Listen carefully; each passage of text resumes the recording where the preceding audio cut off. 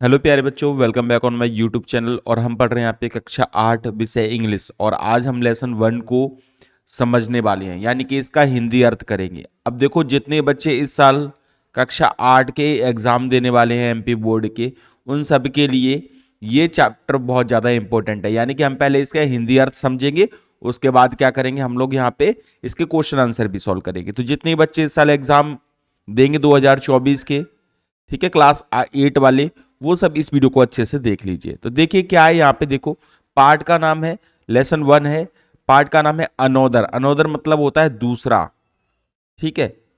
और चांस मतलब होता है अवसर, यानी कि दूसरा अवसर।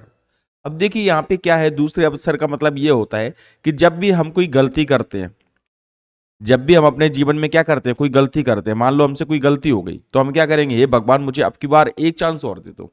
अगर आप मुझे दूसरा चांस दे दोगे तो मैं बहुत आगे इस अपनी जो गलती है उसको क्या कर लूंगा, सुधार लूंगा, ठीक है।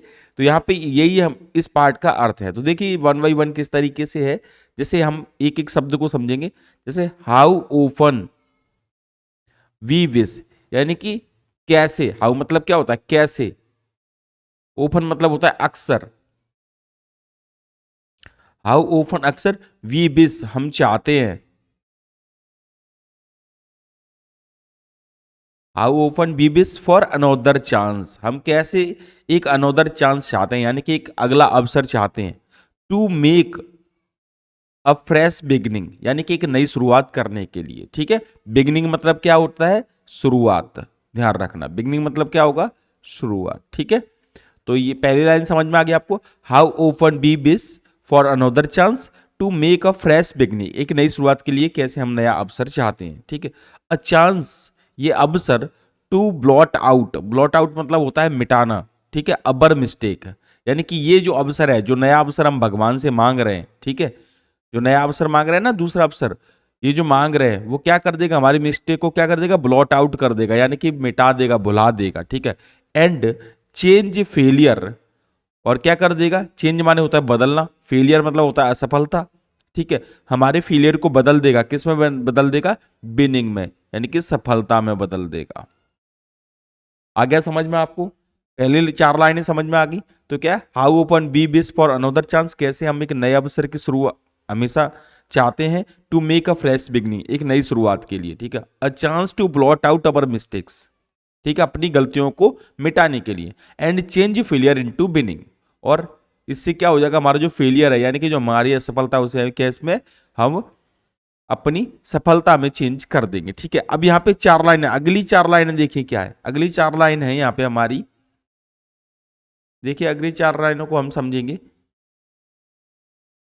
It does not take a new day, ये बोल रहे हैं कि अगर हम नई शुरुआत करना चाहते हैं तो उसके लिए हमें क्या है, एक नए दिन की जरूरत नहीं है। क्या बोल रहे हैं, अगर हम एक नई शुरुआत करना चाह रहे हैं तो हमें एक नए दिन की कोई जरूरत नहीं है।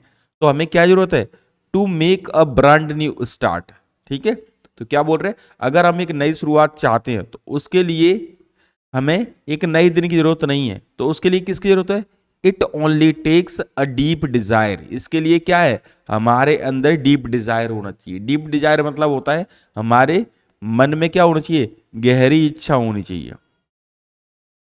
यानी अगर मैं कोई काम करना चाहता हूं तो मुझे नया दिन तो रोज ही आएगा, ये कि नहीं, चाहे हम काम करें या फिर ना करें, हर दिन वो तो सुबह होनी है। लेकिन उसके लिए सुबह की जरूरत नहीं है, उसके लिए आपके मन में इच्छा होनी चाहिए कि भैया, जैसे अब अगर आप पढ़ना चाहते हो तो आज से ही आपके मन में क्या होनी चाहिए, ये इच्छा होनी चाहिए, गहरी इच्छा होनी चाहिए कि मैं आज से क्या करूंगा, पढ़ूंगा, ठीक है।